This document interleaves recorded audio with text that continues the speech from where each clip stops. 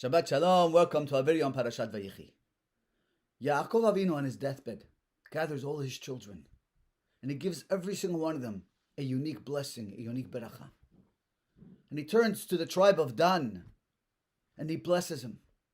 At the end of his blessing, he says these words to him: Lishuatecha kiviti Hashem. For your deliverance, I hope Hashem. What's he saying? This sounds more like a prayer than a blessing. Why is he saying that at the end of the blessing to his son Dan? But I have another question. You know, the name of God appears throughout the Torah. The name Yud and Hey and Vav and Hey. Well, what's fascinating, for 2.5 parashiyot, we don't find the name of God. Parashat Vayechi, when Yosef goes into prison, that's the last time we find the name of God. Whatever Yosef did, Hashem made it successful. That's the last time the name Hashem appears. Not the whole Parashat Miketz, not the whole Parashat Vayigash. Finally here, in the blessing of the tribe of Dan, do we find these words, Yeshuatecha kiviti Hashem. And here's the first time the name of God appears. What does that mean? Why is it for 2.5 parashiyot there is no name of God? And the first time it appears here is in the blessing of the tribe of Dan. So if you think back to our video last week, we discussed the 3 days of Tevet, the 8th, the 9th, and 10th. And each 3 days, all 3 days together convey an idea of the smallness of a human being in the world. We lost our connection to Torah, to prophecy, God speaking to us directly. And in that sense, God's presence is no longer felt over Yerushalayim. Our connection to infinity is gone. Our sages say that Yosef going into prison symbolizes the beginning of our exile, where Hashem, in a sense, pulled back from being outwardly visible in the world. And the first time he appears is in the tribe of Dan. What our sages are teaching us is that the power of redemption is found in Dan. The question is, what is it about Dan that he has this power? So if you analyze the tribe of Dan, it's fascinating. Dan, in the words of the Midrash, is Hayarud Me'ashvatim. He's known as the lowest of the tribes. Dan, as it's crossing the Yam Suf, as we're leaving Egypt, where we all experienced God's awesome power in splitting the sea, Dan is holding an idol, Pesel Micha. He's holding an idol with them as they cross the sea. They were idol worshippers from the beginning.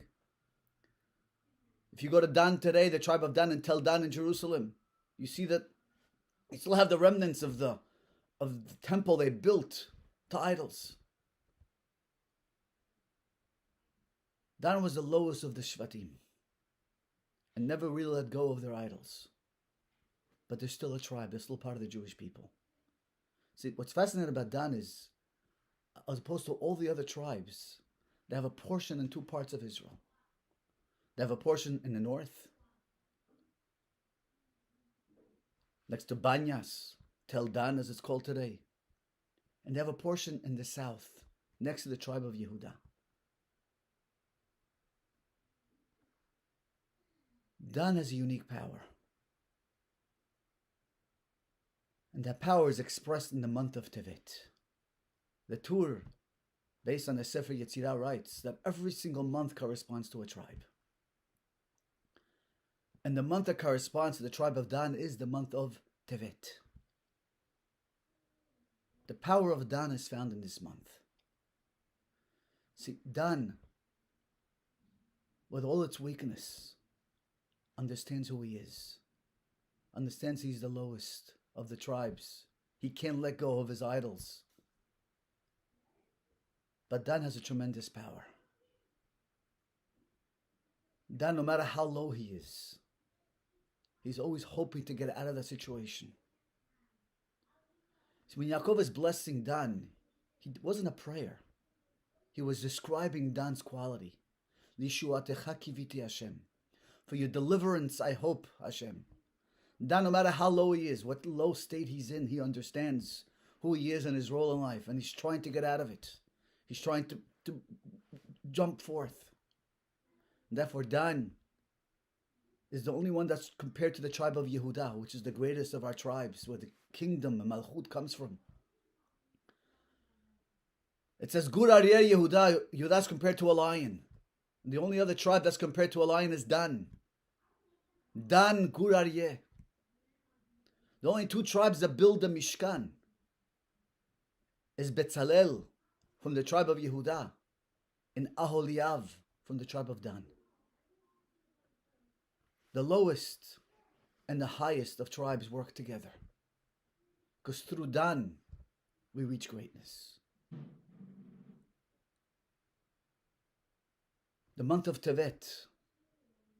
Last week we took 3 days to focus on who we became, on the darknesses in the world, a world where Hashem is no longer visible. Our understanding of Torah is limited. Our connection to infinity is gone. Hashem no longer talks to us through prophecy. Recognizing that the state of the world, the state of human being is not where it should be. But here comes Dan and the tribe of the month of Tevet. And they're the ones who bring hope. And no matter what state they're in, they're always hoping for a better future. That's the power of Dan. And through Dan, we merit deliverance.